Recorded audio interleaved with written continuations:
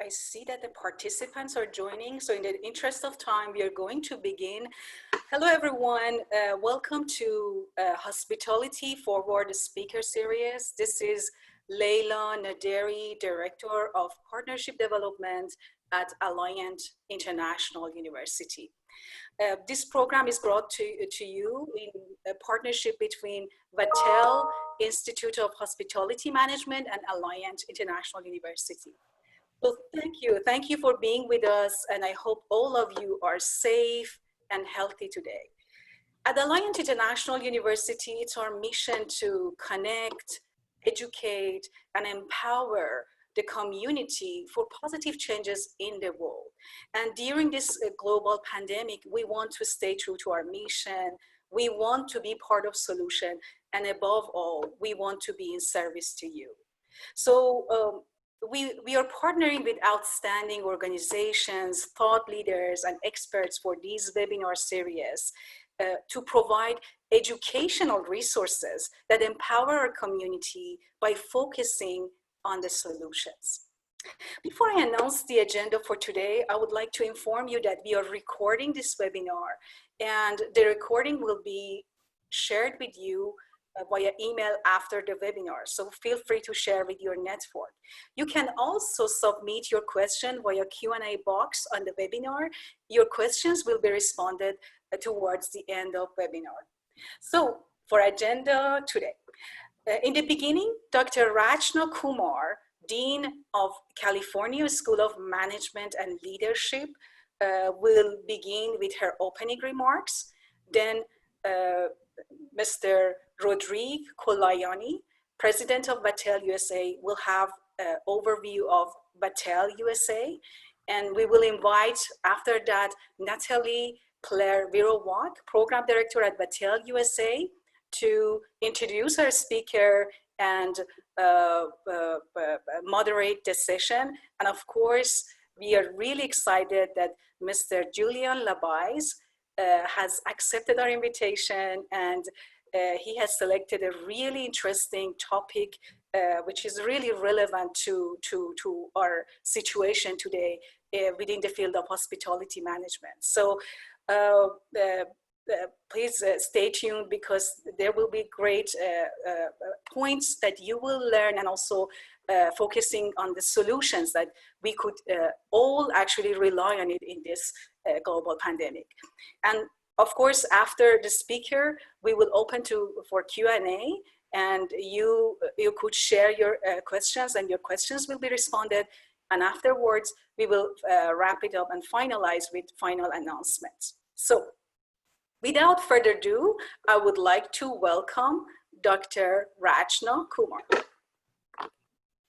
Thank you, Dr. Naderi, and welcome to everyone to this hour with us. We appreciate you joining us, and we are excited with what we know is going to be a very fruitful hour with the talk from our speaker. So I am Rachna Kumar. I'm the Dean for California School of Management and Leadership at Alliant. Alliant, just a few words about Alliant. Alliant is a private university based in California.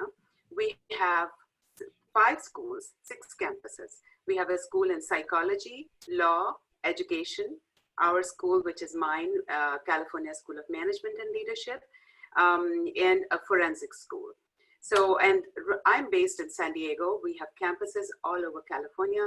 We have in San Diego, San Francisco, Irvine, Los Angeles, Sacramento, and Fresno.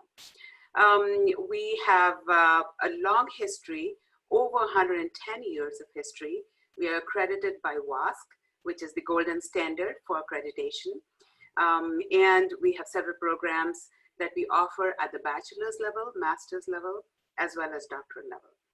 At the master's level, I'll start with the master's level. At the master's level, we offer an MBA within which we have the hospitality management concentration with our partners, Vatel partners. This hospitality management is a growing focus. We have a wonderful program with instructors that are coming with experience and professional connections, so that we place students in very, very desirable locations. At the other master's programs are in data analytics, MS in data analytics, MS in information systems and technology, and an MS in healthcare analytics, very tech and quant focus. There's a BS, bachelor's in IST, information systems and technology as well. And then at the doctoral level, we have a DBA with specialization in information and data science and a PhD in leadership. So we look forward to sharing this hour with you.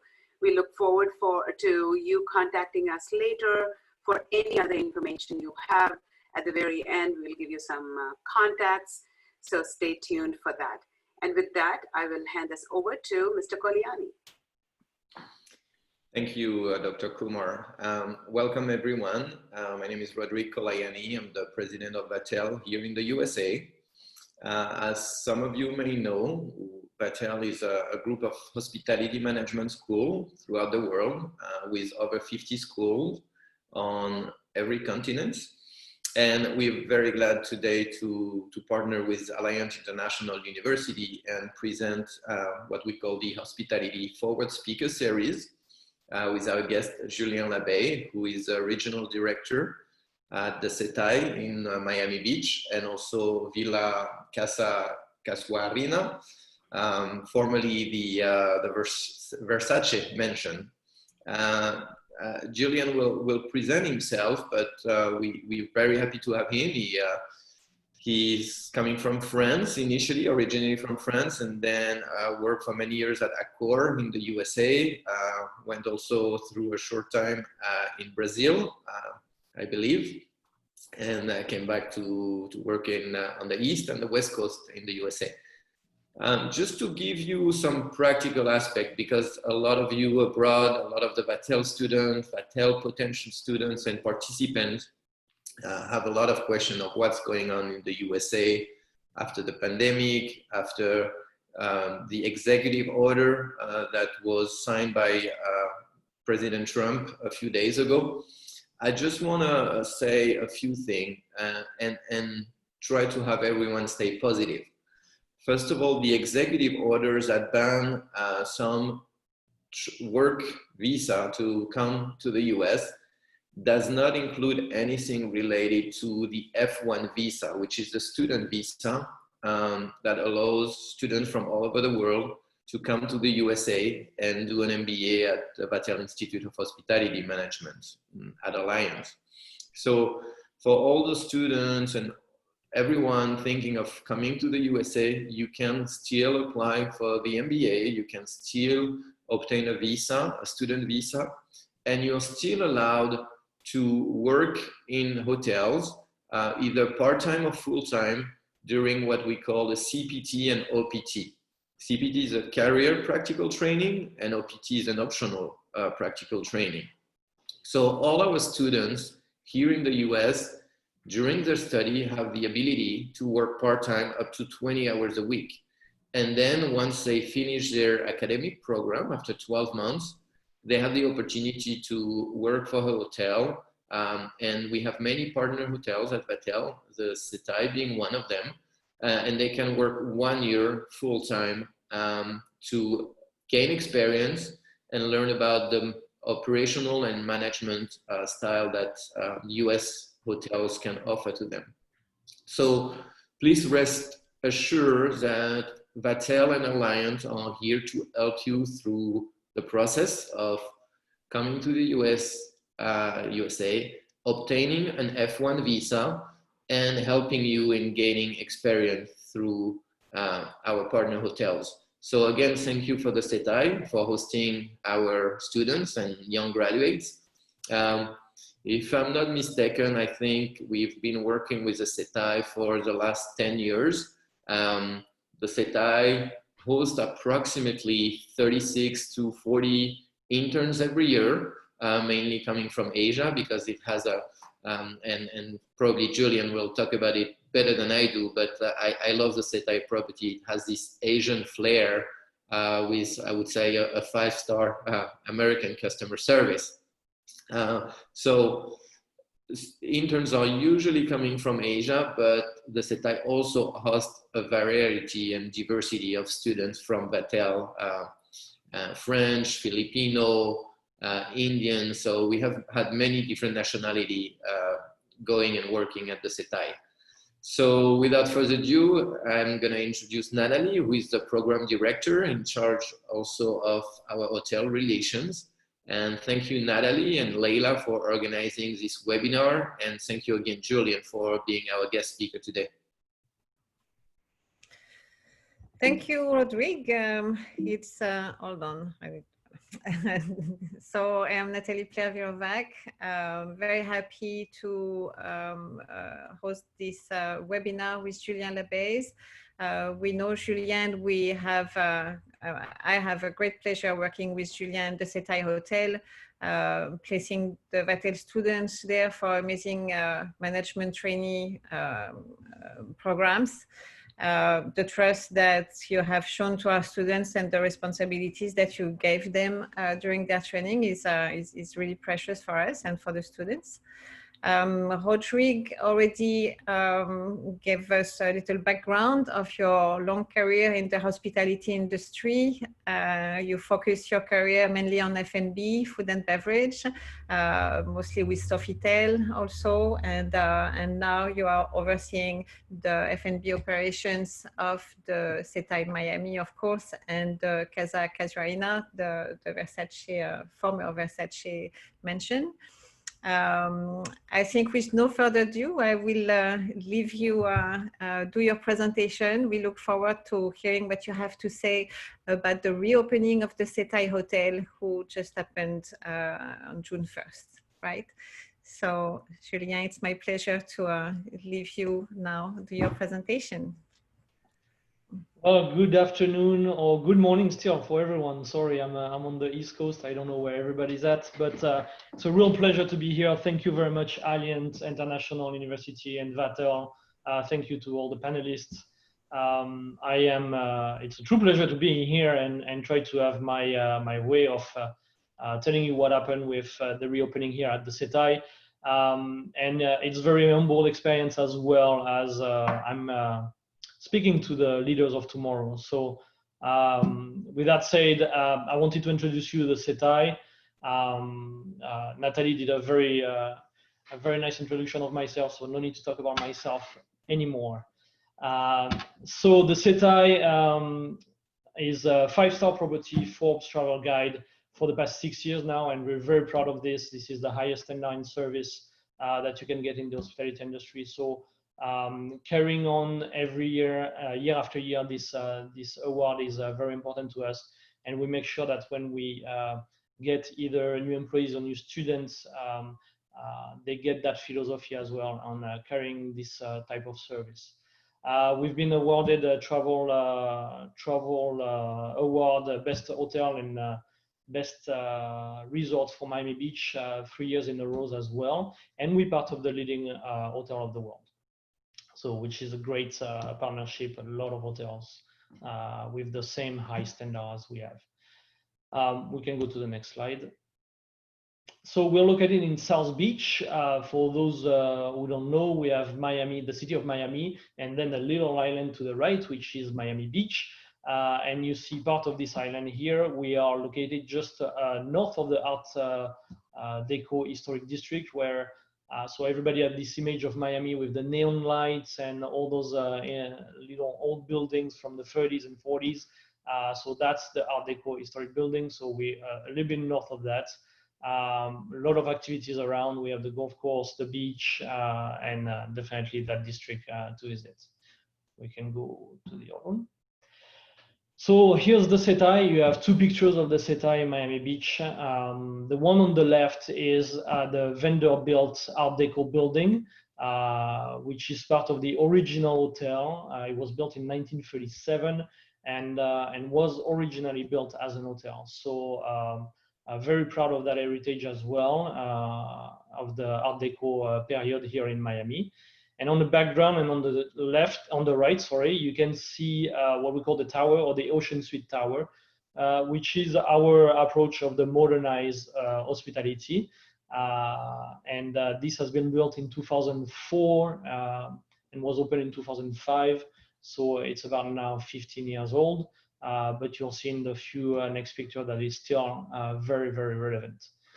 The idea of the Setai is really fusioning the Art Deco. The Art Deco was a movement, a worldwide movement, and we wanted to make sure that we have that still that Art Deco, but bring something very new to South Beach. And we got inspired with the Asian theme, and that's why if we can actually go back to the slide before, that'd be great. This is a very important slide. This is actually the entrance of the hotel, of the Art Deco hotel. So when you come to South Beach, you have all those colors: the green, the blue, the yellow. It's party town. It's a lot of different visual, and we wanted to bring back serenity, tranquility in the middle of that craziness, and that's why we create this Asian theme hotel. So if you can see on the picture right now, you have a floor that is black bricks laying down. This has been actually brick by brick constructed here from Asian palaces, as well as the table in the center.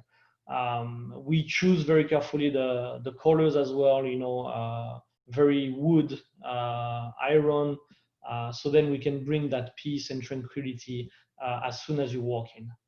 The roses is a bridge between the two cultures, the Asian culture and the American culture, as well as the hurricane lamp that you see next to the bouquet, which is the symbol of light, with the orange being the symbol of Florida.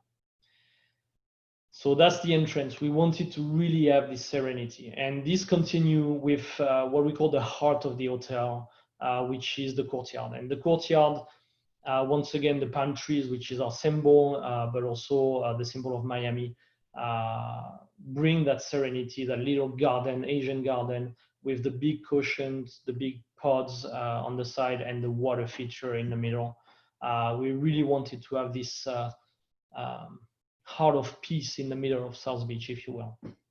And this is also what connects the two buildings. So the Art Deco building in the front, where we boost about 87 rooms, and the tower in the back. So if we can go to the next slide.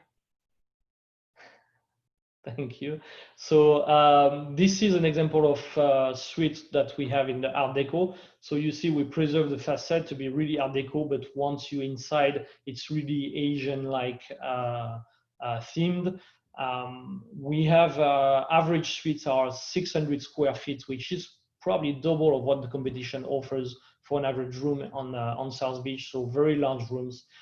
This particular one is actually what we call a spa suite, because you have the bathtub at the head of the bed, which is very particular. But people love this setup, and then the bathroom and the entrance on the other side. But this is a typical suite at the Art Deco. So we can move. That's the Ocean Suite Tower. So that's a view from the courtyard, and you can see one of the statues actually of the courtyard. We have 4 of them. Those have all significance as well, brought from Asia. We have a phoenix, a turtle, a lion, and see, I'm losing my thread here. There's another one. It'll get back to me. But the Ocean Suite, we offer transportation. We have added benefits because of the value, and we wanted to make sure that people feel the value when they reserve the Ocean Suite. So a little bit more modern than the Art Deco building, definitely on the inside, but still with the same tones, still with the same Asian feel all around.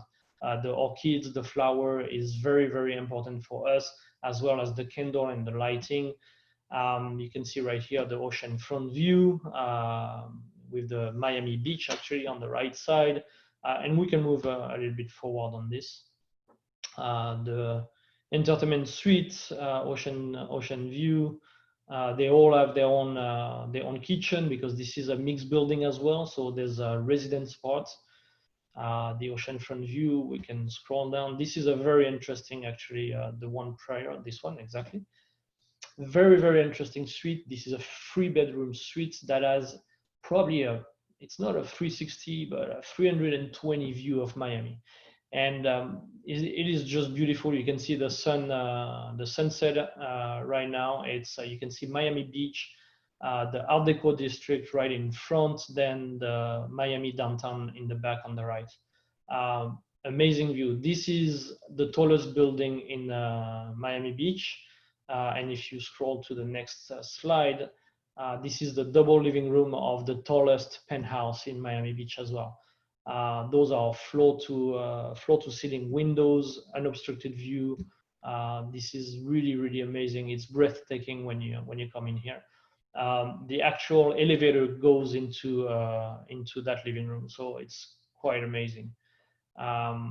And for sure, what would be a penthouse without their own pool, right? On the 40th floor. So probably one of the tallest pool in Miami Beach. But still with the service, you can see we have all the service that you can expect at the pool, definitely cater to the people who rent that suite. So same thing, breathtaking views. And then for the people that are not able to rent the penthouse, they still need some pools, right? So we didn't want to do just one pool, so we did 3 different pools. And that's very particular in Miami Beach, because I do not believe there's any other place that has multiple pools in Miami Beach. And as you see here, the first one is what we call the Agile Pool or the lap pool. It's a 75 degrees water, and it's mainly for doing laps. The second one is 85 degrees Fahrenheit waters. It's the general public pool. And the last one that you can see it on the back over there, it's the kids pool or the family pool. It's at 95 degrees. Temperature on monitor on a daily basis, and it's extremely satisfying to have different offering as far as pool. I don't think anybody else does that. And on the background over there, that's the beach. Yes, no, you can you can scroll. So we are fortunate enough to have kind of a concession on the beach, so we call it our private beach. And this is we have probably about 300 to 400 chairs during the winter time, and this is what defines us really as luxury resort, because whatever service we have inside our resort, we are able to carry it on the beach, and people have restaurant-like experience on the beach, and that's what set us apart from the competition, definitely. So it's a very important aspect of our experience. And then I can talk hours about this young fellow here. This is our executive chef. This is Vijay Veena. He is a master. He is a master crafter. He's amazing. I have no adjective to define this person. He has been trained with the best chef around the world, originally from India, and he's the one really behind Jaya, our signature restaurant. And he's the reason why we're so popular. The service we can always correct. The decor is amazing, but the master crafting behind every single dish is exceptional. And he's not doing it alone, you know. He has a great team as well, and we have a chef from all around the world, and we're proud ourselves. We have Mexican chefs, Chinese chef, Thailandese chef, French chef, German, and we're able to have all those touch all together to assemble really what we call the best culinary experience in Miami Beach. You can see a few of the dishes, and it's kind of, for me, it's 1:25 p.m. So now I'm hungry now that I see those dishes. The Ocean Grill restaurant, this is our second restaurant. This is just between the pool and the actual beach in Miami Beach. This is a more casual dining set, open for lunch. Soon will be open for breakfast and dinner as we are putting a roof structure on it. But very busy restaurant, about 800 covers a day during the season. And I'm talking about 2019. We know that 2020 it's going to be different, but it's a very, very active restaurant.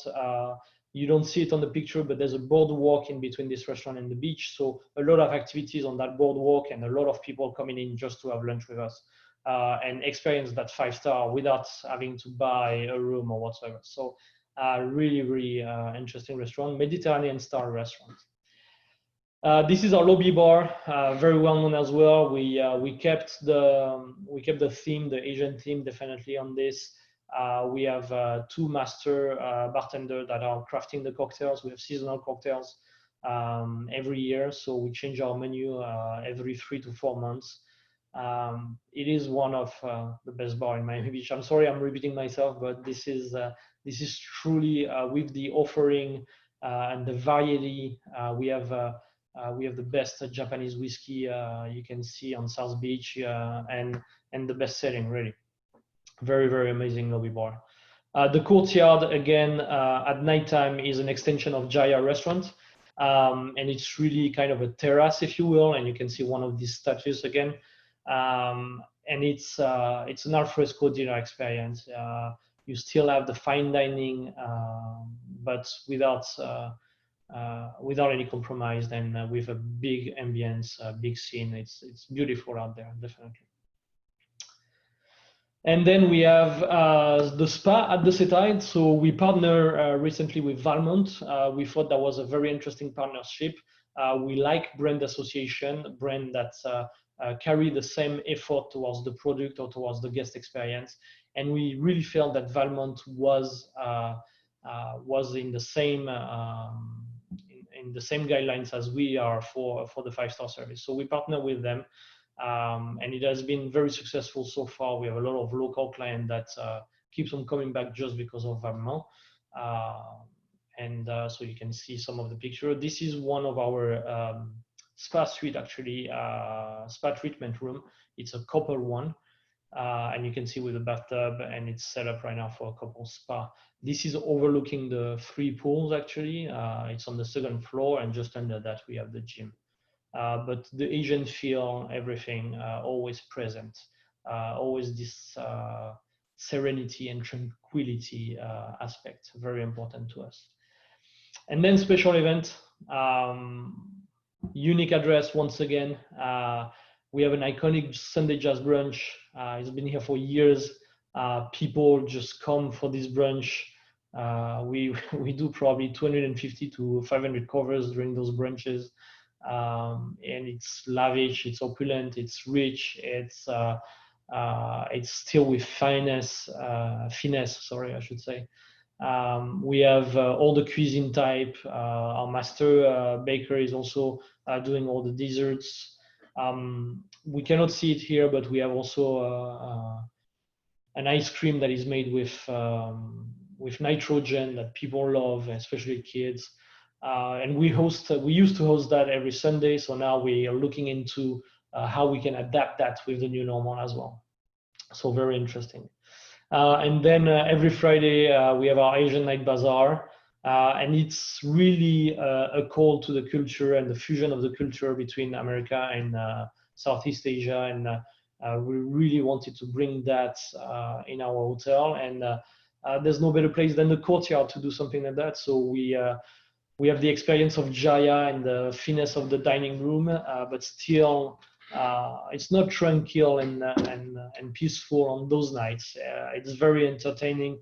We have a fire show, we have contortionists, we have people a little bit like Cirque du Soleil. It's not Cirque du Soleil, don't get me wrong. We're not at that level yet, and we're not in the entertainment business per se, but it is very interesting. And when you dine at Jaya with that entertainment, it makes things better. It's great.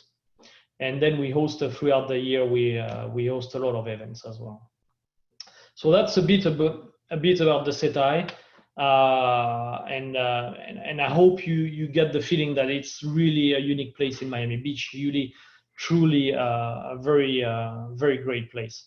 So I'm here to talk about COVID-19 and how this impacted my management and my operations. And I wanted to jump in before we see this video of the reopening. if you put everything in perspective, and throughout the years, we had some crises, 2001 with the World Trade Center attacks definitely put something on the tourism. It was very localized to New York, but we saw an impact, but definitely in the few months after, and it was gradually. 2008, 2009, I had the chance to be in San Francisco during the financial crisis, and we didn't really feel an impact until early 2009 or mid 2009. So really, we were still working. There was still some tourism. It was not what we expected. Definitely affected, but really we were still there. What makes COVID-19 crisis different is really it was so sudden that there's no forecast for that. There's no you cannot be prepared for that. It's like someone turned off the water faucets and that's it. There's nothing coming in. No tourism, no, absolutely nothing. No local coming to your restaurants, nothing. And this is where the biggest difference between those crises, and where your management experience will make or break your operations. And thankfully, with those experience of 2001 and 2008, we were able to react and adapt to the situation. But it's really a unique experience.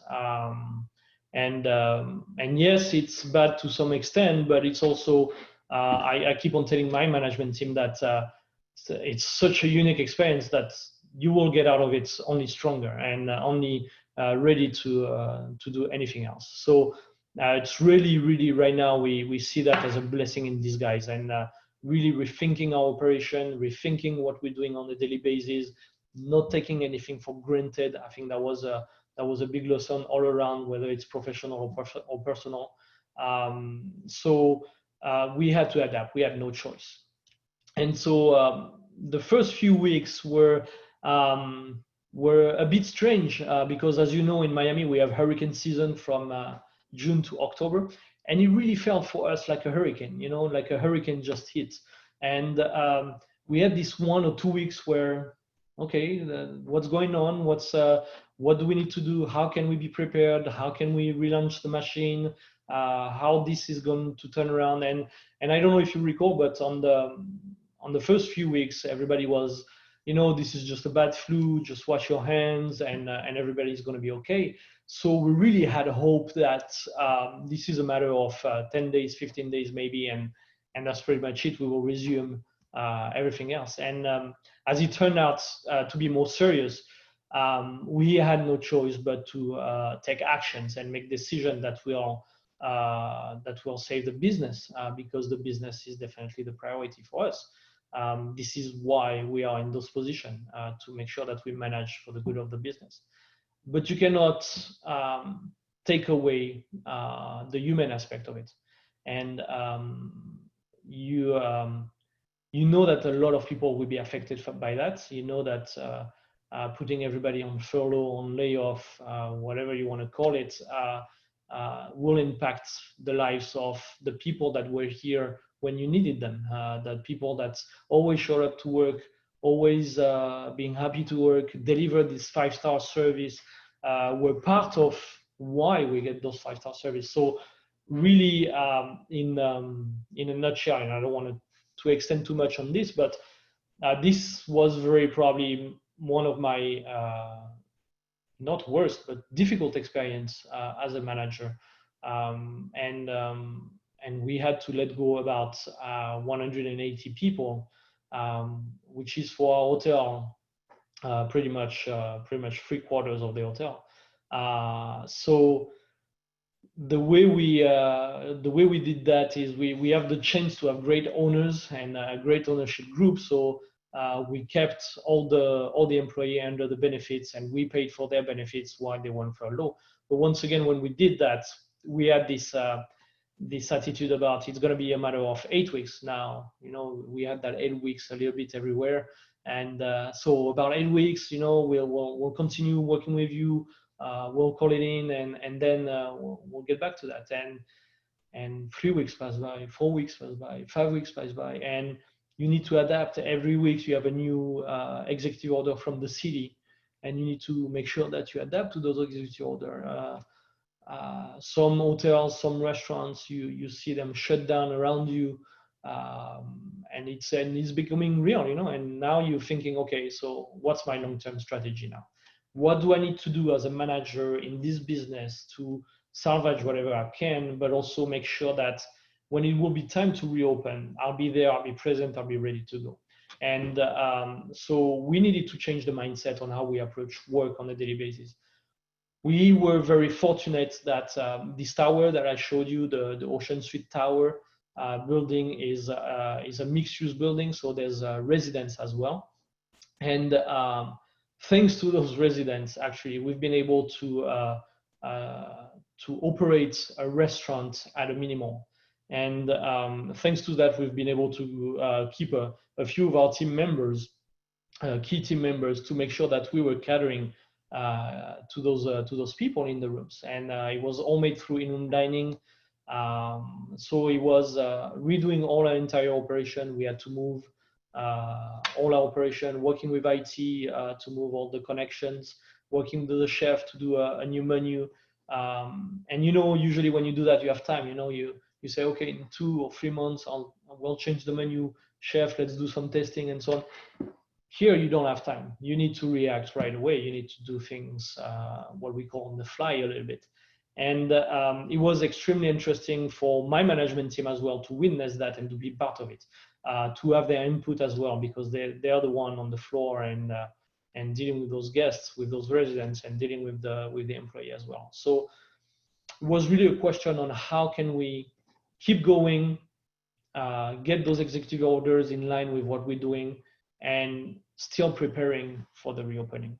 And I think that was the biggest thing for us. We in our industry, we looked at forecast, we looked at history, we looked at everything to be able to manage and predict what's going to happen, and manage our numbers and our expenses and our revenues. And now all of a sudden you're in a situation when you can trash all of this. There's no forecast. There's absolutely nothing that can guide you to what's going on right there. So you need to rely on the team spirit, and this was big for us in the whole hotel, and especially in the food and beverage department division. We rely on each other, and we made sure that when somebody couldn't do something, the other one was speaking up, and vice versa. There was no hierarchy. There was no forget about everything that you know right now. The most important thing is how can we deliver 5-star service to still the people in here, without forgetting the people that we lay off. So while my team was really focused on the daily operation, I was more working with the GM on what's going to be the reopening, what is going to look like, when can we plan the reopening, how are we planning the reopening, what is going to be our marketing strategy, what are the other hotels doing. The comp set is very important, especially in those moments, because sometimes you don't have to reinvent the wheel. And if somebody does something that is working somewhere, you just need to adapt it to where you're working. So I was more on the project, on construction as well. We took that time to do some construction that was really needed to the hotel and to the benefits of the hotel. So as the week goes by, it's really a matter of how do we reopen now. We have the operation situated, the residents are satisfied, we have key members here that we've been able to bring back. So how do we now reopen? And really what you could hear everywhere was, COVID-19, this is the crisis, this is what we're doing for safety, we're gonna clean everything every 30 minutes. So there was a lot going on everywhere. We got the CDC guidelines, we got a lot of local authorities guidelines as well. Every day they were changing the executive order. So it was really a full-time job to just get around it. And in order to do that, we decided to bring back a few key people again. And we were very pleased each time we do that because we know how tough it can be out there.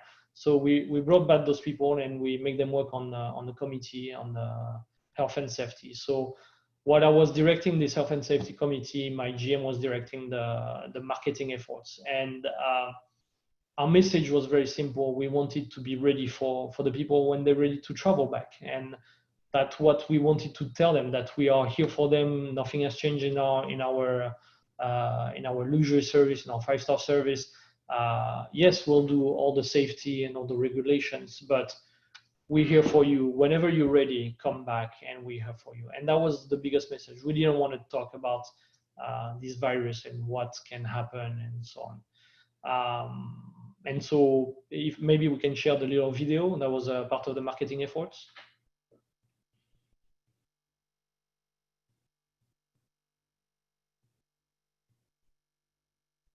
I don't know if you can hear, there should be sound though.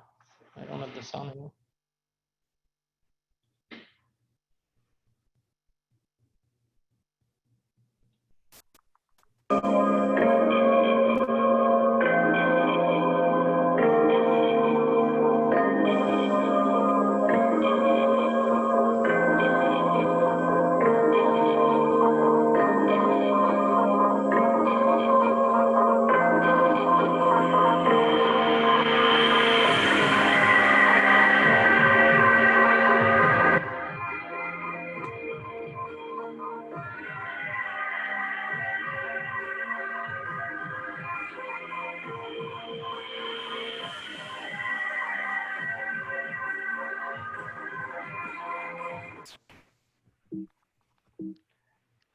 And so, beautiful video. Each time I see it, I'm very happy about this video.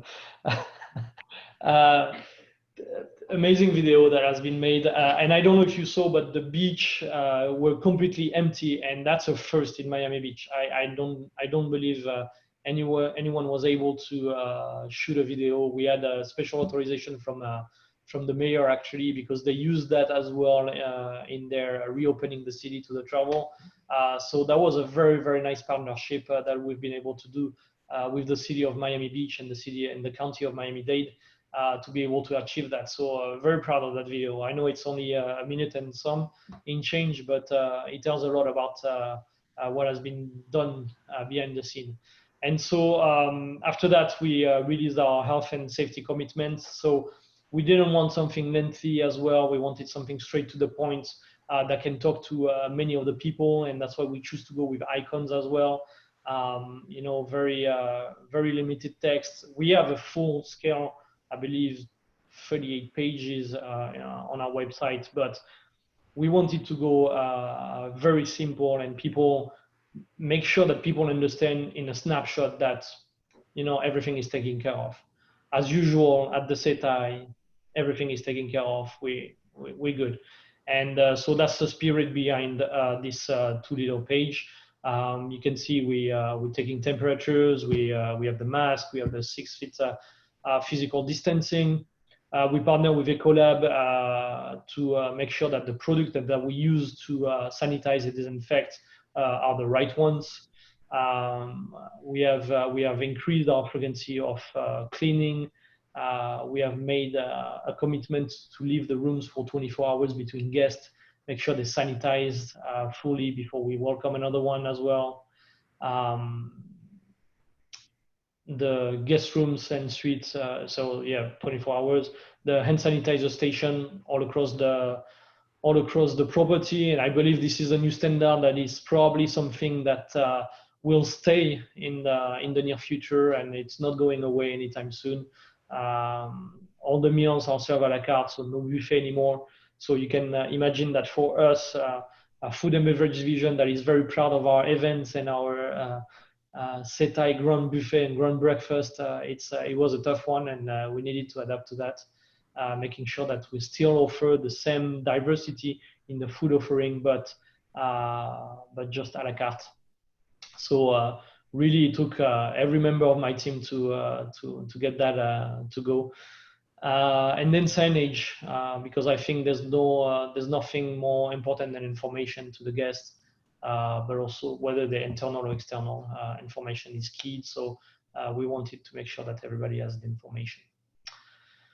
And that was for the reopening. So then we started the campaign on the Setai Instagram, on the Facebook account, and little by little we see more clicks, we see more views, we see more phone ringing as well.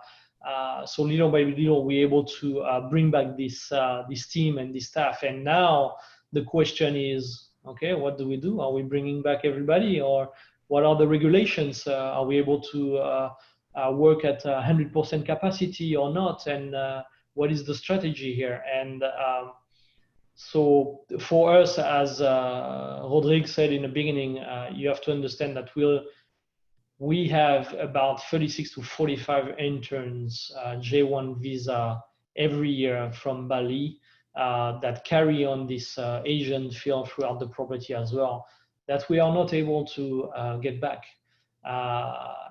And so that leave a big hole, and we needed to make sure that we can replace those people. So what we're doing right now, and that's the stage we are in, we bring back as many people as we can to be able to work at 50% occupancy, because right now it's the regulation, it's the executive orders. And now we're trying to forecast, because once again, there's nothing like that, but we're trying to forecast what's going to happen in October, November, December. Once again, we are very hopeful about the season. We have a lot of calls. At some point in June, we had a better pace than last year. So people are ready to travel. People are willing to come. So we need to get ready again for the season. And that's very hopeful for us. That means we will need this workforce back. And the way I see the workforce, it's probably because I was a J1 15 years ago, is I don't see that happening without J1s or without interns. I think the successful company have a way to transmit their knowledge, transmit the experience to people, and this is very in my heart. This is very ingrained. This is who I am. I need to have my manager pass around their knowledge. I need myself to pass on my knowledge to the managers. And coming from a J1 program, I see that as a benefit. Just one, for the diversity of the hotel, because you have diverse background, you have diverse experience in those J1 program from all around the world. So that brings, again, diversity to the workplace, which is only beneficial. And then it's also kind of a mentorship. You know, you take pride in mentoring people. I still have some mentors that I'm talking to today, and going through the experience and helping me in those circumstances, and I want to be there for the next generation as well. So it's important to have those J1 program in place, or F1, or internship, whether they are 6 months or a year, and we take good pride on this. So hopefully, with the business coming back, we're hoping for a very big season in Miami. So we're looking forward to having any of you back, definitely. And that's pretty much all I have, unless anybody has any questions. But I hope I get everything. I don't know, Rodrigue or Leila. No, very good, Julien. Thank you very much. I think we want to leave the participants asking questions. So I think the best way is for participants to type their question. But there is a candidate actually raising his hand right now to talk. So I think we can let them talk also before we have some questions. So you want to pass the microphone to John, Natalie, or Leila? I'm trying to see how can I actually, I see a question already posted. Maybe we'll read that, and I will see if I can actually unmute that attendee. Actually, I need to just, yes. Okay. So Natalie, can you go ahead and read the question? I see Brenda in the chat box, actually, she shared the question. Yeah. Since I'm sharing my screen, I don't know if everyone can see when I read the questions. Oh, okay, I can't do that. So maybe I read it and then I will double check it. Okay, I'm gonna let you read the questions. I understand, yes, when you do it. All right, so let's go to the chat box, because I saw, okay.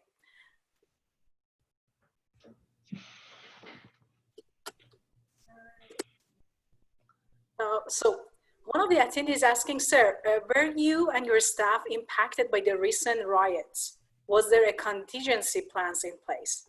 Thank you for your dedication and hope that everyone remains safe. So in terms of the recent riots?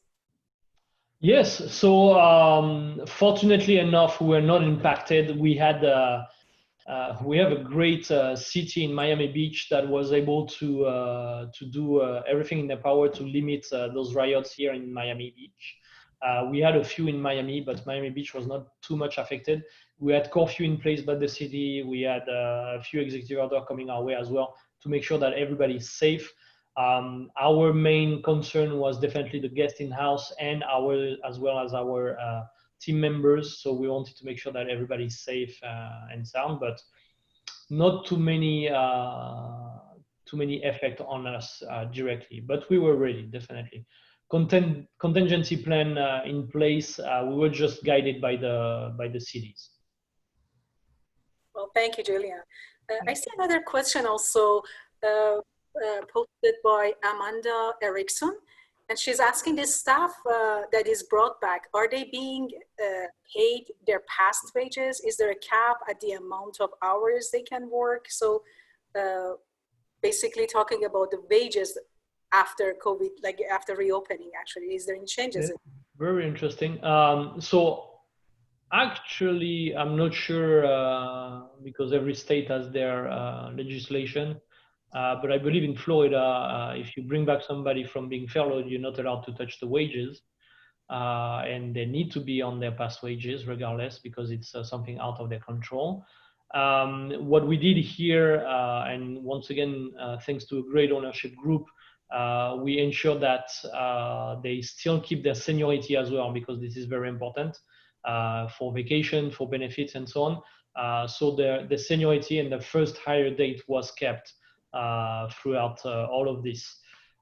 There's no cap of amount of hours that I know of, and actually it's probably the opposite a little bit because we're trying to hire because we need a lot of people right now, and so our staff, our team members are willing to go the extra mile and do a bit more hours than they used to. So definitely not a cap. And small city reopen. So the second wave of COVID, yes, we're feeling the effect right now in Miami, and as you know, probably Florida is one of the biggest one right now. I don't see a lot in Miami Beach, to be honest, and all our staff is tested every month. This is part of a new gold standard that the Miami Beach city has put in place. And so far, none of our team members or guests were tested positive at any point of time. So we feel very lucky. We know it's out there and we're not denying this, but we feel very lucky. And the city and the county right now don't seem to have anything to alter the opening. They make a conscious effort to have people checking the executive order and making sure that we're in line with the new executive order. For example, one of them just passed on Monday, which was nobody can be sitting at the bar, which we didn't know until Monday. So we had to readjust our dining rooms to make sure that everybody was dining in the dining room and not at the bar. So little things like that, the city are making sure that we keep the 6 feet distancing, that people have masks all around.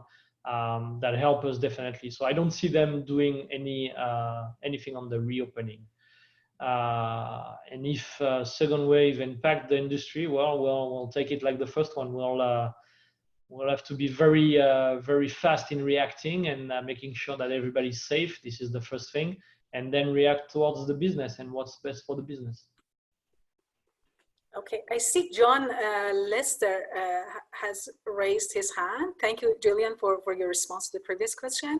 So John, I unmuted you. So can you speak now? Can you try to see if you can?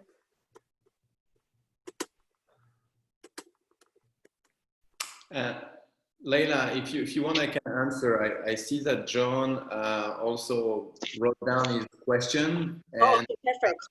Yeah, so his question is more, the question is more related to coming to the US to gain experience at the Setai and what are the costs involved with that.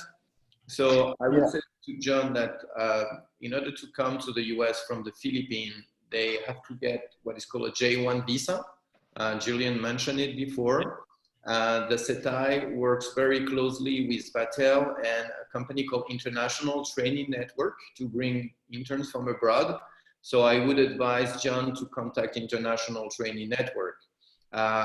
What I'll do is I'll type the answer and the website of International Training Network where you can get all the information concerning on how to apply for an internship in the US, what are the process, the fees and everything. To answer his question really briefly, and the program calls for a 12 months J1 visa, including health insurance in the US, is around $3,000. So that includes, you know, the placement, the operation, the immigration paperwork to get the visa, and also health insurance coverage for 1 year. And the Setai has been hosting interns for many years, and they get great opportunity, great position. All those internship are paid internship. That's very important also to know, so that the students who comes to the US can pay for it on their own expense, meaning housing expense, living expense, flight, and usually, you know, they can recoup their investments and go home with some saving. So, and on top of that, great experience. So I'll type down the website for John, but I think we should focus on questions right now to Julien and the reopening and recovering of hotels after the pandemic. So if anyone has other questions, please don't hesitate to ask. Thank you. Thank you, Rodrigue. I see also Tuksha actually has a question. Sir, do you see a positive revenue forecast for this year, 2020? I think talking about you might talk something. In the hospitality. Please define positive revenue forecast, because there's a lot of ways to look at the P&L, profit and loss statement. Sorry, I do believe that we are seeing positive trends, definitely, and we're counting on a great, strong winter here in Miami. I cannot talk about any other market, unfortunately. I know New York is going to be difficult as well, but as far as Miami is concerned, we see a very, very positive trend. So will it continue or not? That will depends on the media a lot, because the media have a way to put whatever is going on in the world a bit differently. But it's we really hope for, definitely. So positive revenue forecasts, positive revenue, definitely. Positive profitability, we might be lucky. I hope that answers. Yeah, I think in this uncertain time, Julien, that's a good answer, because we just we can just guess about, like, because we don't know. But as you mentioned, you know, this is the beauty of this time also, if we look at it from some positive angle also. It's just like, you know, I like what you mentioned in terms of, like, also your decision was how you and your team would like to come out of this even stronger. It's just like, I think this is a decision we want to take.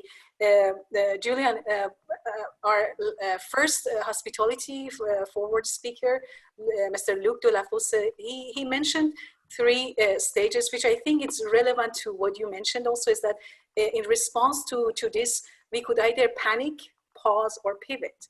And I think we all have a choice of kind of, like, you know, of course, pausing and contemplating what's happening, really understanding the reality, but also pivoting to what's possible right now, what we can do right now. And I think that's the whole message of also holding this type of panels and also webinars, because we want to make sure, yes, the reality is, you know, we have this challenging time, but also how could we focus on the solutions, and how could we how could we look at the brighter side of everything? This is our message for especially students that they are in the program, or they are graduating and they are thinking about the job market. So I see another question also. I would like to read that one. Good morning. Thank you so much, Julien, for the great presentation. Yes, thank you.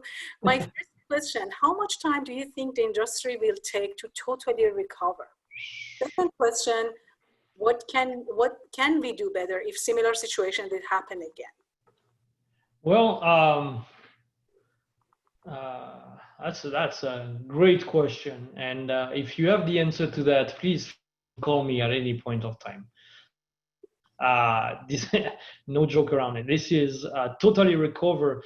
2020, I can say for a fact, 2020 January and February were extremely big month for us in Miami market, and we were seeing 100%, 150% increase towards the end of the year in benefits, and we were like, this is gonna be a fantastic year until this thing happened, and to be at that level, or to be at even 2019, 2018 level, which were great years in overall market industry, it's gonna take some time, definitely. And as long as it's gonna take some time, if there's no vaccines, I believe when there's a vaccine for that virus appears, then it will change the game again. What can we do better if similar situation will happen again? It's I think it's part of the philosophy that Leila was sharing. It's be ready and be able to pivot as fast as you can. There's every experience brings its share of opportunity, and although this was very tough, this was also amazing to see my team respond the way they did. It was amazing to see the potential in people that I wouldn't have noticed if something bad like that happened. So what can we do better is just be ready. Yeah, if you listen to yourself, you take in consideration the human aspect of every situation, you'll be in good hands. Thank you, Julien. I like also, even you highlighted in your talk also about the spirit of team. Actually, you said also, like, you realized, yes, it is impacting the revenue, but still by relying our team dynamics and also relying on our own people, it's one of the way also we could overcome this. And also this was your approach, and also the approach that you and your team took, because by relying on the people that you have and also bringing the same experience, and it's just like forgetting about just the bottom line in terms of the revenue, but also how we could maximize our own human resource as well as also the team we have. So great point also, and also I think it's relevant. Julien, I see also another question. It says, with the current impact due to the pandemic, is there any impact on the room rate? I think that's a good question, since, like, that's, you know, fantastic question. But you want to also make sure people are coming. So do you foresee any type of changes within the policy? Absolutely. You know, we are fortunate to be a small size hotel. You know, we're boasting 150 rooms total with between the two buildings. So we're relatively small in the markets. We have rooms. We have the Edition, the W next to us. There are 400 and some rooms. The Faena, same thing. So all those upper scale or luxury hotels, they need to fill their rooms. They have demanding ownership groups that ask them to be performant regardless of what's going on the site. So yes, it impacts the room rates, but now it's you have to be strategic about what you want to show to your guests, and the image you want to brand throughout the rates as well. And we are very proud to be able to hold our rates as much as possible. But yes, it's not the same, for sure. Can I ask a question also, Julien? Yes. Now that the hotel has opened its door for a month now, I want to. Almost. Yes, it's going fast. So I wanted to know, and it's part of this presentation topic, how was the actual reopening? You know, the occupancy and the business compared to your expectations before opening? Well, yeah, that's true. We talked about that expectation versus reality, and I think since we talked, it already changed as well. So it's a ever evolving situation, and So when we first knew that we will reopen, we had an aggressive strategy to make sure that we fill the rooms and fill the restaurants and so on. So we were expecting to really have a great turnaround as the first day. So we were ready with all the staff and so on. And as the day get closer, you see that the phone calls or the bookings are not necessarily coming in the way you wanted. You see that your marketing strategy, because you have some data you can pull, and you see that your marketing strategy is strong and people are looking at it, but you feel that people are still hesitant to travel. You feel like, and it's not about the rates. We have people flying private jets every day here, so it's not necessarily about the rates, more so about the unknown for them and what to expect in the hotel experience nowadays. And I feel that the first few days were a little bit rougher than what we expected, and we had to adapt with our expense, our stocks, and so on. But then it starts becoming a little bit more and more attractive to people, and we saw some big bookings, and we have somebody that just booked for 87 rooms right now. So it's it's kind of amazing, but it's as I say, it's an ever evolving. You have on one side you have the guest and the way they perceive travel and the way they perceive hotels right now.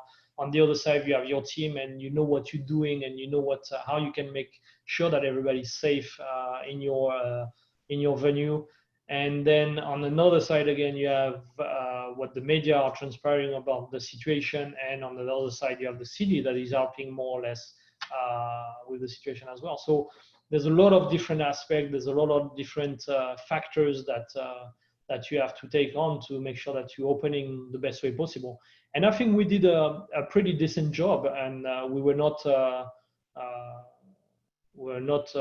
too much on the expense side or too little on the experience side. So I think we did a decent job. We needed to adapt. We needed to have the first feedback from the first few guests as well. And that was very, very important to us to see how they perceive the hotel, how they perceive the cleanliness, the service.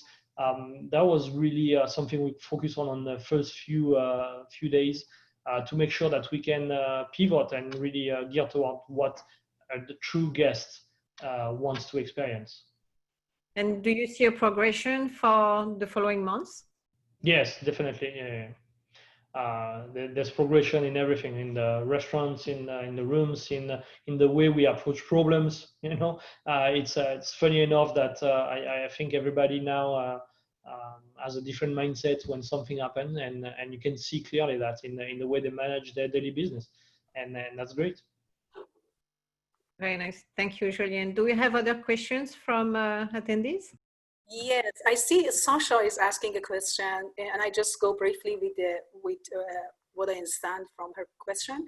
So, Sasha is asking, so by adapting all your services to these new safety measures, do you think that those new services will satisfy all the needs of these loyal and precious guests and make them feel they will get the same value for the money? Because and Sasha brings example of there's no valet for car anymore. It's part of the safety measures. Asking a really good question. So do you think in terms of the customer service and customer experience, does it impact? That's from Sasha, right? Sasha. Yeah. Wow, fantastic question. And this is what my team and I we focused on. Because people are coming in, they expect 5-star service. Regardless of what happened in the world, if they come in, they expect great service, they expect value for what they paid for. So you cannot demand a guest to understand that, hey, listen, I don't have any more bagels because my supplier closed shop for 2 months. You need to have your bagel in line. And all those things, same thing with the valet, with all those things. I think this is a great question. So this is where the brainstorming from the team is very important. This is where you need to involve as many people as you can as well in those brainstorming sessions, because you need to bring value to the guests. You need to make them feel like nothing has changed despite what's happening in the world. And yes, we don't have excuse me, yes, we don't have the buffet that the Setai is known for, but we have a fantastic a la carte, and I believe that the experience is still the same. And what brings that experience to that level is the people. And without the people, whether it's team members, J1, managers, ownership, because they're very involved, fortunately, without the people, you cannot create that experience. And that experience goes through emotional connection. Once you have an emotional connection to or sense of place somewhere, you win your value for price paid, you win your 5-star service. And this is what we're trying to guide our team members towards. It's bring that emotional connection to the guests, regardless of what's happening. Thank you, Julien. Another question is asking, now that we are in the new normal, how will you market the Setai's function rooms, and will you execute group events moving forward? So I'm not sure who asked that question, but I'm so sorry to let you know that we are still not in the new normal. There's still a lot going on. There's still a lot coming. We have executive, as I said, we have executive order changing on a daily basis. So we can see what the new normal will be, like the sanitizer, probably the temperature check and so on. But we're not yet on the new normal. Unfortunately, I wish we'll be there already. As far as events are concerned, we still don't have the guidelines from our state here in Miami, and we're still not allowed to do any more gathering more than 10 people. So for us, it's really important to have those guidelines as far as events, but we are holding tight right now. We are adapting what we did for the restaurant and for the rooms to the events. We already have an idea of what we want to implement, and we're usually above the recommendation of the CDs, so we are ahead of the game, if you will. But right now, we don't have that aspect black and white written. Thank you, Julien. I think one question comes to my mind also when you mentioned in terms of your, you briefly mentioned about your career history, that like you started also as an intern 15 years ago, right? Mm-hmm. Well, I started in the US as an intern. Like how was your career journey? Because some of the participants are among our graduates or students, and also we have internship part of our program. And we want you to portray for them also what it takes to get to the level you are, and how did you make it happen? Any suggestion for them? Hello. So what can I say? That's a great question. How did I do it? Is listen, I was first, I'm passionate about what I'm doing, so there's no question. And this business is it's all about passion. It's all about emotional connection, what you're able to transfer in the experience of the guest, and what you're able to achieve as a team. I think the team is a very important aspect of the job. What did I do is I don't know. I kept working. I kept bringing ideas, even if sometimes they were shut down. I've been discouraged out of work, but when I show face at work, it's not showing, you know, and it's I don't know, it's just keep working, making sure that everything goes as smoothly as possible. Be passionate about what you're doing. I had one of my mentors that was key in my career development, and that's something that I'm trying to do each time I go to a different place, is created a library where you have magazines about hotels, about the industry, about restaurants, about new trends, and he was encouraging us to read on a daily basis and to really get better. I worked in some places where we put some budget together to make sure that we were going to the competitive set to see what was done in different places and so on. I think it's as I say, it's an ever-evolving industry, and if you're interested enough in it, if you're passionate enough, you'll get there. It's I'm not seeing myself as a as an achievement. I don't know how to say that. It's being there. I'm very grateful being there, but I think there's so much so much more to achieve that for me it's not a mean to an end. I don't know. Oh, thank you. Can I ask a question, Miss Julien?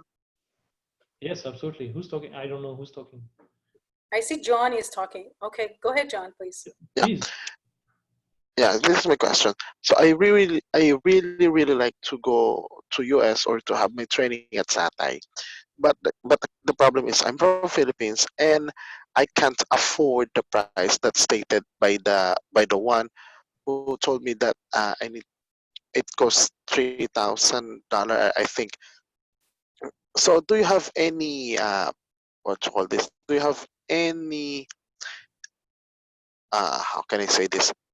Uh, any program aside from that? I mean, for example, like this. So since that is a paid internship, do you think it is possible to uh, Satai will going to paid all the needed documents that I needed.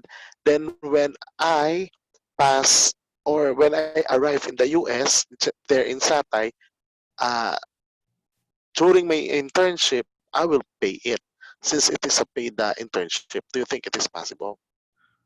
Unfortunately, it's not legal.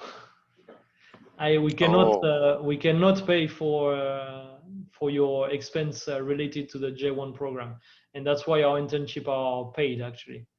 Yeah. So And, you and are if I can add to that, John, again, you should really contact International Training Network. But for your information, because I know very well how the program works, they have a payment plan that they offer. So for students like you, for students who don't have the ability to pay the fees and the health insurance upfront, you have a payment plan where you pay partial fees at the beginning for the visa, but then you can pay on a monthly basis once you arrive in the US. So there is a payment plan option that ITN offers. So definitely you can contact them. Thank you, John. Yes, so for that one, John, you can contact with the ITN as Rodrigue mentioned. So let's see the next question. Rodrigue, do you have any, you or Natalie, do you have any question or comments that you want to add? I was asked from Julian until I read. Oh, you know what? Actually, when I read the question, I think they're very good questions from the participants. And Okay. the next one from Anis is like, how did you cope with your revenue during the total lockdown? Did you totally shut down the hotel? What is your jumpstart offer to attract guests? And aside from having safety measure, what activity do you offer with the new normal now? well. Yeah, this is great. So cop the revenue that has been lost. It's going to be extremely difficult. We're talking in probably millions here. So what we try to do is manage manage the potential loss. We were fortunate enough that we didn't have to shut down completely the hotel due to the residential part, and we've been able to cater to those residents. So that was bringing a little bit of revenue to the down. There was a little bit of revenue, sorry, and we've been able to manage this for about 6 to 8 weeks like that before the new normal came in, or the first new normal came in. So we were very fortunate in our situation. Then there's also some profit and loss statements that you can manage differently as well when you're on the lockdown situation or close to lockdown situation like that. Also helped a little bit, but I won't go into the accounting lines right now. But a few things like that you can do. You need to be creative. There's no question.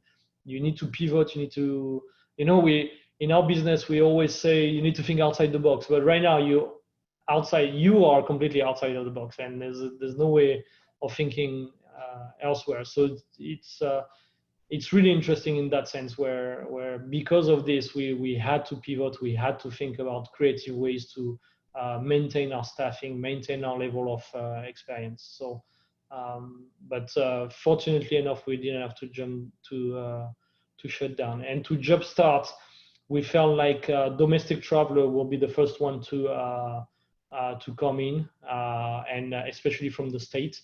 So what we did is we did an offer really to our state guests, and during the marketing campaign, we had an offer with I believe it was 243, 342 or 342 or 443 nights. And then all the perks that all the benefits that you have in the Ocean Suite, we actually include the Art Deco Suite as well in those benefits. So we train as much as we can without also damaging our image and our exclusivity. And aside from having safety measure, what activities are really tough right now.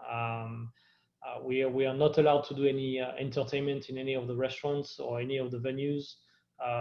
We're not allowed to have spa activities. We used to have yoga on the beach. We don't do that anymore. But this is only temporary. So we're not paying too much attention to this because we know it's temporary, and then we know it's going to come back.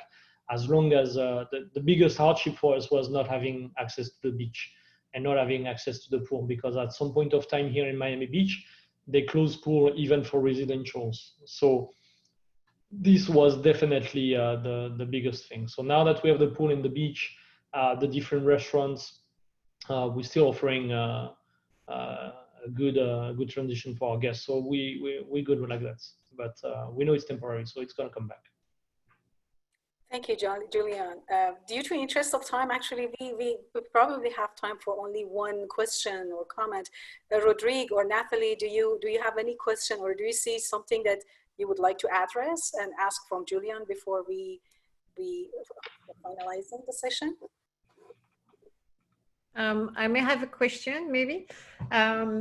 Since you have to reorganize your operations and maybe manage your teams or choose your team members maybe a little bit different, do you see a difference? Do you see a different way that now you organize your team or choose certain team members? Do you look for specific qualities that are more obvious now than before? Well, flexibility is definitely one of the character traits that we're looking for. You need to, as I said, it's not about what's happening, it's how you react to it. And you need to have the right people in place to make sure that your overall team can react the fastest, the quickest, with the right response. The right response is determined by the management team or the ownership or what we feel right on the moment. But the reaction is really by the team members. And if you don't have that flexibility or that open-minded mindset, then you're going to fail regardless of what you're looking for. So flexibility was already a big aspect in the industry, definitely, because you need to be multitasking and doing whatever we can to for the business. But right now, it's really on the spotlight for sure. Very well. Thank you so much, Julien. I think we are arriving toward the end of this presentation, this webinar. Thank you so much. I think it was very nice to start your presentation with another look of the hotel and the quality of the service, the level of 5-star standards that you have, and then address all this pandemic issue. And so it was really nice to see the contrast and how much you had to adapt to keep your standard and face this. May I just answer those two questions? I think they're very interesting. I'm sorry, I know we passed the time, but I think the two last ones from those employees has to take precaution. May I just 2 seconds? Yeah. Oh, sure. Perfect. So does the employee has to take precautions? Like the main one is on the mask during the work. So hello everybody. This is kind of the new actual normal right now. All our employees are required to wear a mask, and actually from the city of Miami, Beach, everybody is required to wear a mask in public areas. Some of our guests are also have a different request, and some of them wants us to use shoe protection and gloves as well. So we adapt to the request of the clients, but the minimum for us is definitely the mask. Whoever is in food handling will have the gloves as well. So precautions, safety for employees is very important. And the second one is during this period where error is almost not accepted in providing high quality service, how can we lead effectively the team and how to deal with the mistakes? So this is unfortunately something that will come with experience. There's no magic wand on how to lead during a period like this or during mistakes. What I believe works is really have an open mind even with mistakes, and make sure that the person that does that or the group that did that is learning from it. How I will always find a way to de-escalate the mistake with the guest, or de-escalate the impact on the overall experience. And this is where, as a manager, you'll feel more comfortable within experience. But as far as the mistake is concerned, the key moment is not to punish or not to undermine the mistakes. You need to understand why the mistakes was done and how you can rally the team so you don't do that mistakes anymore. I think it's a very interesting manager skill question, but this will come with experience. Yeah. That's it. I just wanted to. Yes, thank you, Julien. Well, the main goal of actually having this type of webinars is also is to bridging between the leaders of today and tomorrow. And like, you know, what you shared as someone who is leading a team and also really great facility and hotel in Miami Beach, it's just like, it's just helping also the leaders of tomorrow. So to kind of learn is, as you mentioned, it's not about what's happening, but it's about how you react to the situation. I think highlighting that as part of, like, you know, our session is going to be really helpful to just remember from your message of, like, you know, and also sharing with our participants. So it's not about what's happening right now. Yes, it's like, you know, we are living in an extraordinary time, and the uncertainty, disorientation, and stress and anxiety is so much to take on and take in, but also realizing it's about also how we react to it, and also how we can focus on the solutions, and also like, you know, relying on the human factor, and also teams, our family, our colleagues. Just like, that's the power we have, that we can change the situation.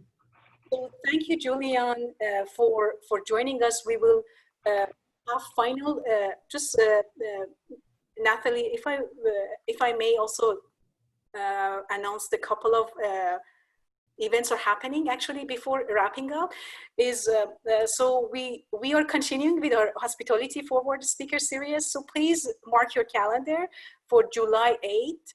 Exactly the same time, 10 a.m. Pacific time, and we will update you with the webinar link. So we are going to have our next Hospitality Forward speaker series. And I want to tell you that because of the positive feedback we have heard from you, so Hospitality Forward speaker series will continue in July and August. So it's going to be on the 1st and 3rd Wednesday of July, as well as August, the same time. So the next one already, you can see the, Natalie, can you tell about the speaker and also the topic a little bit? Yes, we are very fortunate to have Christian Voyens as our guest speaker for the next webinar on July 8th. We met Christian's because he was working at the Peninsula Beverly Hills, you know, almost 10 years ago when we started Vatel, and for many years after. We had several interns from Vatels who were under his leadership. So he's very close to us, and we really appreciate him. And since then, he really had a fantastic career, you know, working as a general manager at the Ritz Paris, undertaking all the renovation that almost took 4 years. And now he's at the head of the urban hotels for LVMH, which is the largest conglomerate for luxury brands. And so he will give us an inside look on really, what's going on also with this crisis in Paris, which is one of the most touristic, or maybe the most touristic city in the world, and how he sees the luxury market evolution. All right, thank you, Nathalie. And the next slide, please. We also, in July and August, also we are beginning a new series of webinars through California School of Management and Leadership with the topic of emerging opportunities for growing careers, which basically, again, so we want you to know that in July and August, almost every Wednesday, we have a program. So on the first and third Wednesday is the hospitality forward speaker. On the second and fourth Wednesday of every month is going to be the emerging opportunities for growing careers, which we focus on big data, digital marketing, and information systems and technology, as well as healthcare analytics. So with the next slide also, we wanted to share our contact info with you. Nathalie, if you could, yes. So I want to say thank you to Vatel USA, to Nathalie, Rodrigue, as well as our wonderful speaker today, Julien Labays, for partnering with us and also for this amazing collaboration. We hope that you enjoyed our talk, and also you will continue joining us for the next webinars. And also, as we mentioned, we focus on the power of being as a human being, how we could help each other out, and also how could we focus on the solutions, and also learning from each other, from the all of us, in different situations. So feel free to, as you can see, we have the contact information for Vatel USA, email as well as phone number. My email and also phone number is there. Please feel free to reach out if you have any question. And I want to say thank you to each and every one of you who joined today.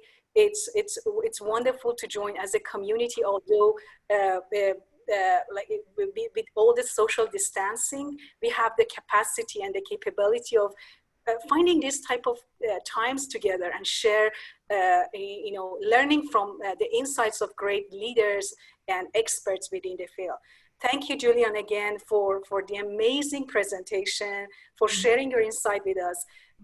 Without further ado, I will say thank you and goodbye, but also I will ask Nathalie or Rodrigue if they want to say the final comments. Thank you, everyone. Well, I'll step in. I just want to say thank you again to Julien. Thank you, Leila and Nathalie, for organizing this webinar. And thank you very much to all the participants for listening for more than an hour and a half now, and also for asking all those questions. So it was a great question. We're happy to answer any of your questions. Again, please don't hesitate to email us. Know that Vatel Alliance and all our guest speakers are here really to help you in your hospitality careers. Like Julien mentioned, I think one of the key is to have the right mentors, to ask the right question, and to follow the good examples of the people we're bringing in this webinar series. See you on July 8th with Christian Boyens, a great ally to the Vatel Institute of Hospitality Management, and I think a great mentor also for students. So thank you, everyone, and have a wonderful day or a wonderful night. Bye. Thank you, everyone. Bye-bye. Thank you, everyone. Thank you. That was really nice. Thank you, everyone. Bye, Julien. Bye-bye. Thank you. Bye, Julien. Thank you, everyone. That was great. Thank you. Thank you.